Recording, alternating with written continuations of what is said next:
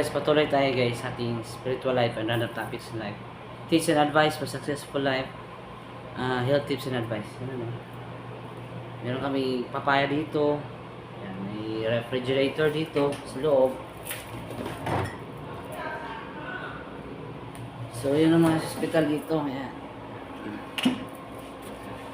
Pinalitan na ng bagong kumot, basurahan, inayos.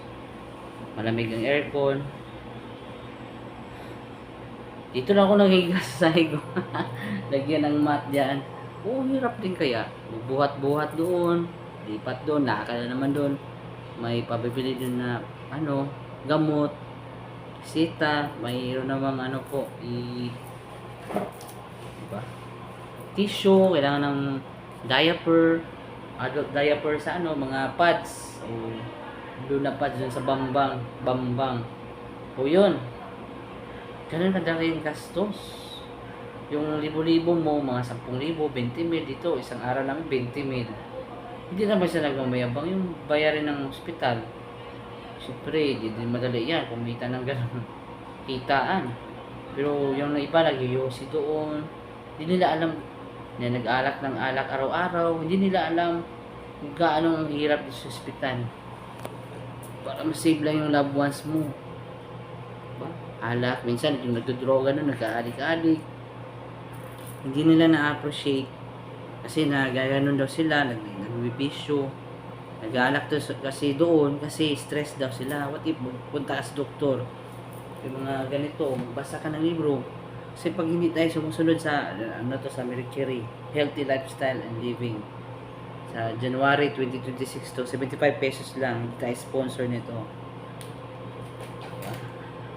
Yung tissue, yung mga gloves sa doktor, ang kainan mo, kakain ka sa labas, naku, mahirap nang yung pasyente, dadagdagan naman sa mga watcher, magkasakit-sakit ka kasi ubo-ubo ka dito, sipon-sipon, siyempre, lagi ka nagmamadali, lahat ng oras mo, counted, bilang lahat, diba? Yun ang reality dito, hindi siya ganun kadali dito, naku, check mo pa, may iba doon mga pasyente doon na iyak-iyakan na, yung heart rate bumababa na, may iba doon makina na lang rin mamanas na.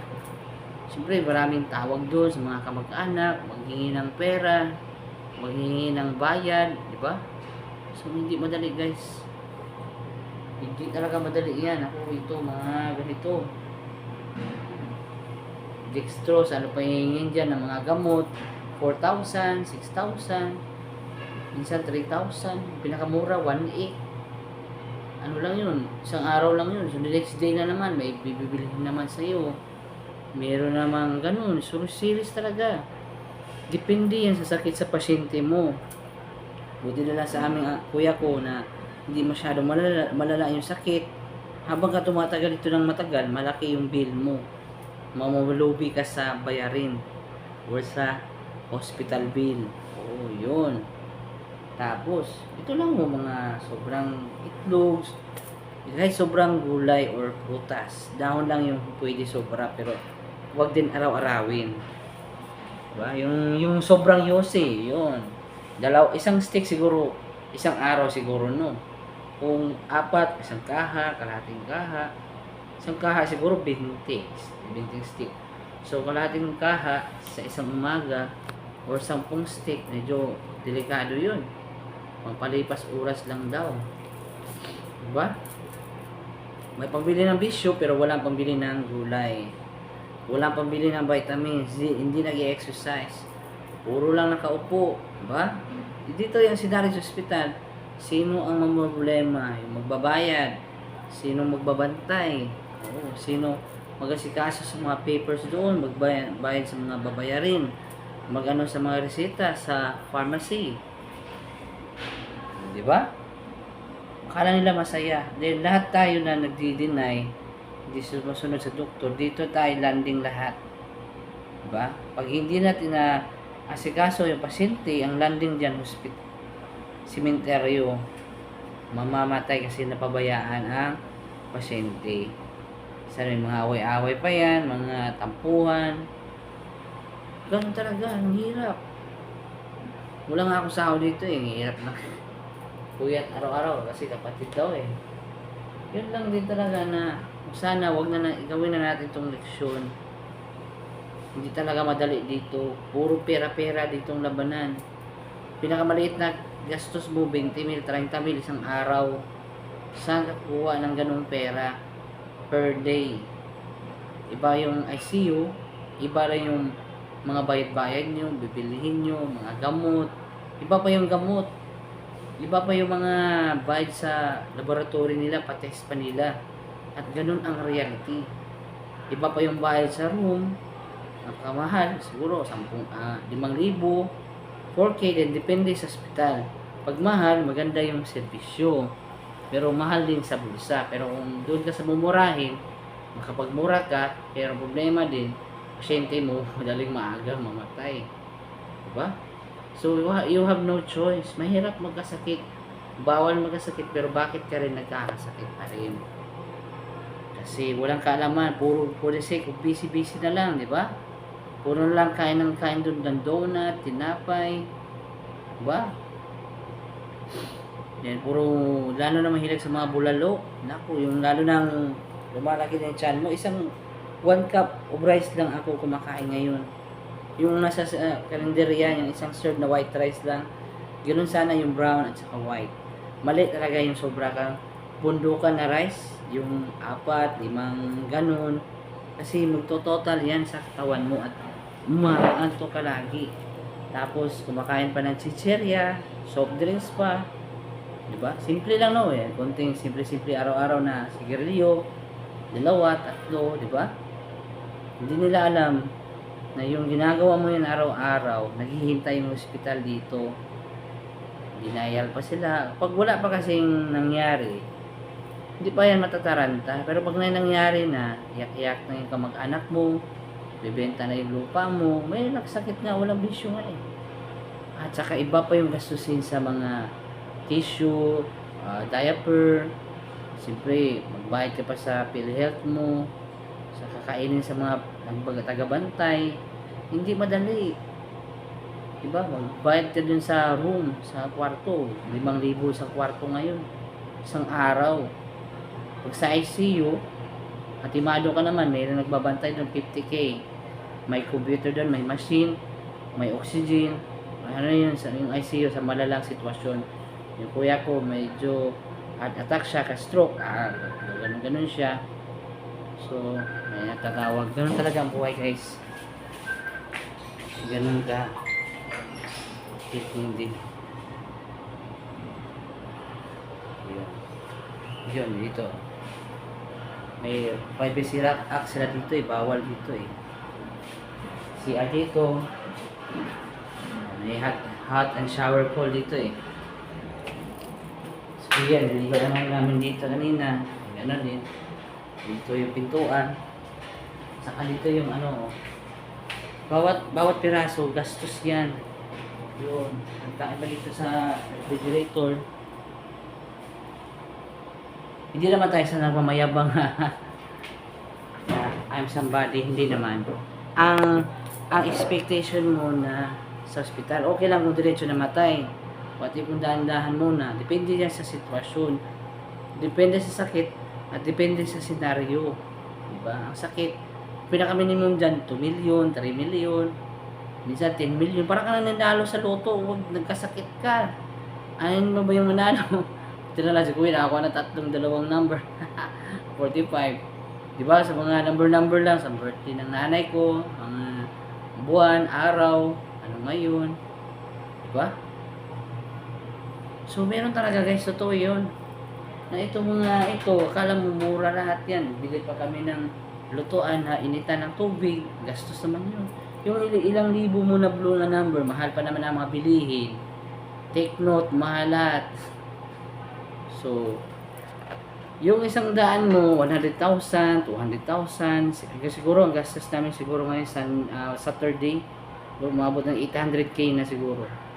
Biro mo, nagpadala ng ate ko ng 200,000, ay 300,000, una naman 300,000, sunod naman 200,000.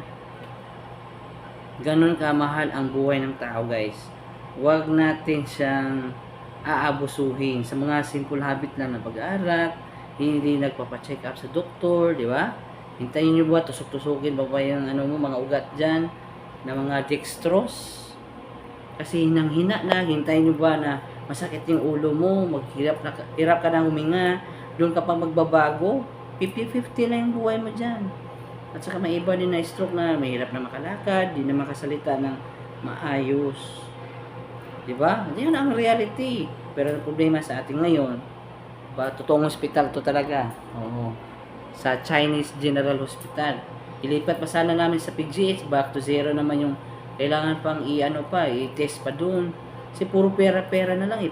Paglipat pa lang sa hospital, bayarin mo yung bill mo. Paglipat mo sa ibang hospital, babayad ka naman ng ambulansya. Hindi libre yan. Maliban lang kung saan ka nakatira. Pagkatapos sa ibang lugar, 17K, 20K, 20K kasama ang doktor sa ambulansya. Tapos ER na naman 10,000. Tapos na naman laboratory na naman, gamot na naman. Doon ka papatayin sa mga bills na yan. What if kung hindi naman tayo super mayaman, hindi naman tayo super rich na ganun kahirap yung may taga-hospital nga nag-iossi pa rin eh, pero hindi sila naawa sa future nila kung paano sila malalaman din dito sa hospital, paano hindi ka napakagalaw o sakit ang ulo mo, hirap ka makahinga, critical na yung sitwasyon na ganyan, lalo na check dun, pag laboratory naman 7K na naman, 15K na naman, kung depende sa sitwasyon na pasyente. Sa amin malakas-lakas pa nga, hindi pa naman grabe talaga si kuya, makasalita pa naman, pero siguro gastos namin doon 600 to 700,000 pesos. So, kung tutuusin mo ko sa ibang bansa ka pa magkasakit, mas mahal-mahal. Sabi pa ni Gordon doon yung sa ate ko. Si Gordon ngayon, yung sa asawa ng ate ko, nagugulay na yun, nagpaprutas, exercise, ininom niya sa recommend ng doktor, sanabi ko, limit lang sa pag-inom ng alak. Exercise, limitation, di ba? Huwag sobra maghawak ng cellphone.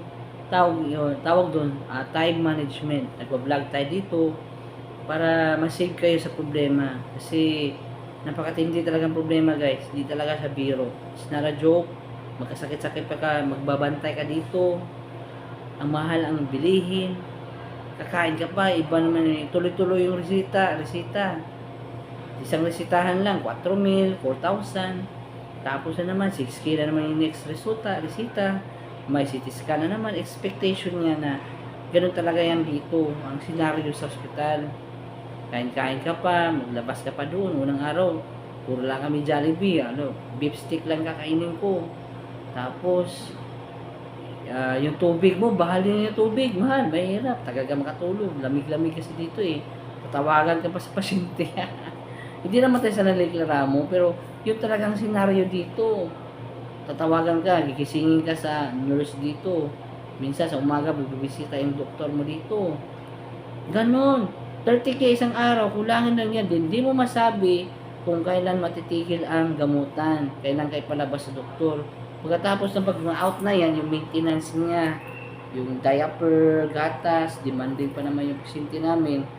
Tapos yung gamot niya, di ba? Maraming proseso yan at di ka makaalis ito kung di mo babayaran yung bill. Siguro bill namin siguro ngayon mga 170K na naman. Naka-down lang namin ng 70K, 170. Kasi dumaan kami sa dalawang ospital noon eh. Sa unang landing namin sa unang ospital, 70K ng bill ka agad. Ba? Kala nyo mura sa isang araw 70K babayaran mo. Sa maliban naman kung pinakamalaking sahod mo 20 mil, di ba? Ba?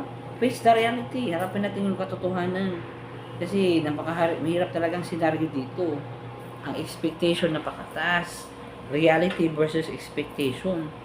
Hindi mo kakain yung pasyente mo, yung nagbabantay. Mismo, walang ligo-ligo na yan. Bibili mo ng gamot. Nagmamadali ka kasi gano'n. At maganda rin, nagbabasa din yung mga yung tagabantay at saka yung mga kasi nagkasakit yan, pasaway yan. Bihira lang yung mabait na nagkasakit. Halos may ginagawang masama yan o hindi tama. Ako, nagkasakit ako dati kahit tama ang pero may ginawa kong hindi maganda, makakasakit ka talaga. Lalo na magbabad ka na may sugat sa putikan, 2 linggo lang, 1 linggo, patay na. Oh, mga hospital pa, mahal-mahal ang bill. You know, we are not guaranteed in our life. Hindi natin kasiguruhan yan. Hindi natin hawak ang buhay. At least, magpapasalamat tayo everyday na buhay tayo. Kasama natin si God Yahweh at wag tayong sirain yung katawan natin. We must take care our own body. Diba? Magtiwala ka na lang ba sa shabu? Isa kang God Yahweh sa Bible? Or magtiwala ka na lang ba sa alak, sa droga, na inaalipin tayo? Chicks ka dun, dahil sinong babae, lalaki. Diba? Gamitin natin yung utak natin. We must use our brain to save our lives. Kasi hindi talaga, pag landing ka dito, hindi talaga madali lahat dito. Madali lang maubos yung pera mo dito. Kung hindi ka rin pupunta dito, madali tayo pupunta sa sementeryo. Mamamatay agad. Diba? So, health is wealth, prevention is better than a cure. So, like, subscribe, comment, share. Nabibis na all. Maraming salamat po. Maraming salamat sa papanood po at gagawin natin lahat. Thank you po.